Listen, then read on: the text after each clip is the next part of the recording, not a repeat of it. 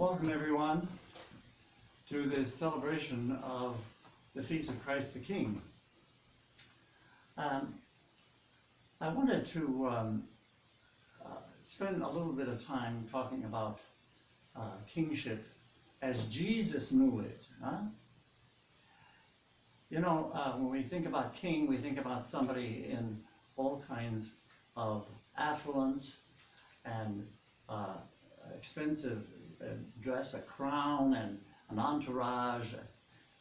That's not the image that Jesus has of kingship. If you recall in the gospel, they wanted to take him away and make him a king, and he said, no, my kingdom is not in this world. It's the spiritual dimension. And in the first reading from the Old Testament, God is identified as a shepherd taking care of the sheep. And in the gospel, Jesus is giving us kind of a blueprint of what that means if we want to follow Christ in that kind of a kingdom. I watch the television channel Link because they have some absolutely wonderful stories from all over the world. And I was watching a documentary this past week on Eva Kor. If you can imagine a child living through the hell of Auschwitz in Poland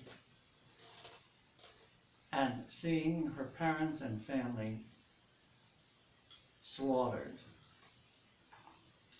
Now, she was able to survive and worked her way here to the United States and settled in Terre Haute, which is only about an hour away from Indianapolis.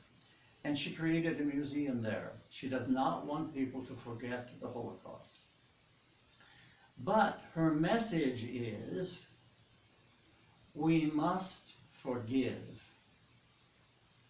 And they showed her speaking to people who had been seriously offended by others and who were carrying hate and resentment and judgment around. All that inside of them. And her message was, if you keep those negative feelings within you, you're hurting yourself. And so she talked about the experience she has when she is able to say, I forgive you, to all the people who created those terrible atrocities.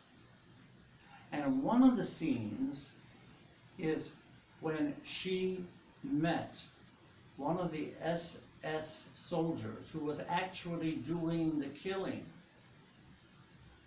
And she was able to say to this person, I forgive you and I love you.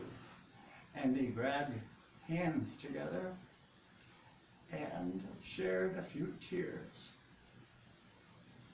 Now there's a queen in the kingdom of the spirit world. And I was blessed to be ordained by Bishop Pinger, who was one of our friars, who was a missionary in China, and the communist government there incarcerated him for 5 years. And he went through all kinds of torture. And when he came back physically, he was devastated. And it took him some time to recover. But do you know, he would never say anything negative about the people who had perpetrated all of these atrocities on him personally. His whole thought process was that of Jesus. Father, forgive them because they really don't understand what they're doing. See, there's a king. My dear friends, if you want to look at people who are really understanding what spiritual kingdom is all about, look at the people who are putting their lives on the line, helping people with this coronavirus. Those are the kings and the queens Now, you know, last week I asked you to, in preparation for Advent, to think about moving one of your weaknesses into a strength. Well, you might think in terms also of service. Now, it doesn't make any difference who you are, what your background is. We're all called to do the same thing, to expose the divine, unconditional, cosmic love energy that we are. And when you allow all of that energy to flow out from you, you're creating the divine presence in our society. And you're creating love. And that's what this coming season is all about. It's about looking forward to the time when you can become a better person and a better representative of the person of Jesus Christ in passing on love to absolutely everyone that you come in contact with. So what I'd like to have you do is think in terms of what you can do to build the habit of expressing your love to absolutely everyone. And that, as I said so frequently, you can do that with a smile to a person that you're passing by, or taking time out to get a phone call to a shut-in.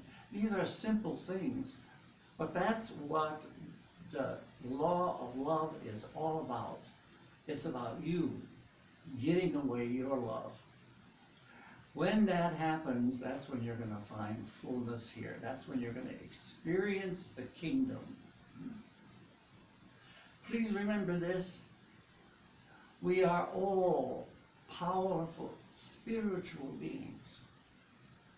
And we have the power to change every day to become better and better. See what you can do with that this coming week. God bless.